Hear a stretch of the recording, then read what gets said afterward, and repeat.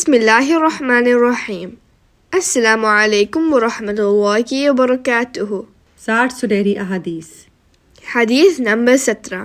قال رسول اللہ صلی اللہ علیہ وسلم، ان اللہ رفیق یحب الرفق۔ بے شک اللہ تعالیٰ نرمی کرنے والا ہے، نرمی کو پسند کرتا ہے۔ پیارے بچوں، اس پیاری حدیث میں ایک بہت ہی پیارا اخلاق سکھایا جا رہا ہے۔ اس کو اختیار کرنے سے سب ہمارے دوست بن جائیں گے، کیونکہ وہ عمل اللہ تعالیٰ کو بہت پسند ہے۔ وہ ہے رفق، یعنی کہ نرمی۔ قرآن مجید میں اللہ نے نبی کریم صلی اللہ علیہ وآلہ وسلم کی مثال دیتے ہوئے بتایا، اللہ تعالیٰ کی رحمت کے باعث آپ صلی اللہ علیہ وآلہ وسلم ان پر نرم دل ہیں، اور اگر آپ بد زبان اور سخت دل ہوتے تو یہ سب آپ کے پاس سے چھٹ جاتے۔ احادیث رسول صلی اللہ علیہ وآلہ وسلم سے ہمیں نرمی اختیار کرنے کی اہمیت کا اندازہ ہوتا ہے۔ مثلا جو کوئی نرمی سے محروم کیا گیا وہ خیر سے محروم کیا گیا۔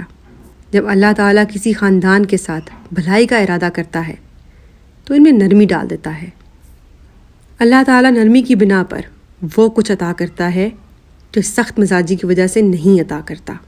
اللہ نے جہنم کی آگ حرام کر دی ہے ہر اس شخص پر جو خوش مزاج، نرم خو، ملائمت پسند اور لوگوں سے کریم رہنے والا ہو۔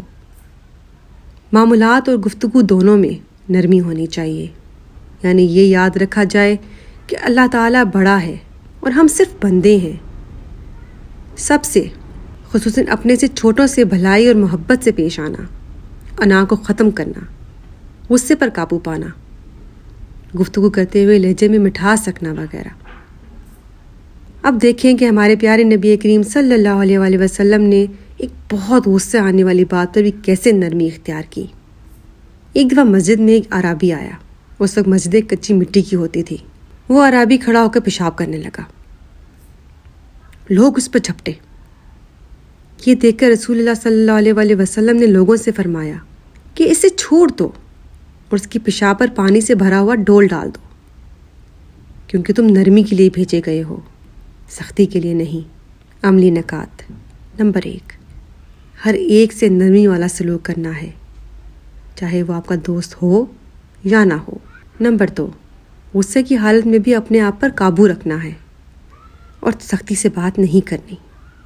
نمبر 3، نرم دلی اور زبان کی مٹھاس سے ہم دشمن کو بھی دوست بنا سکتے ہیں۔ اے اللہ، ہمیں نرمی اختیار کرنے کی توفیق عطا فرما۔ آمین یا رب العالمین۔ ویڈیو دیکھنے کے لیے جزاک اللہ خیر۔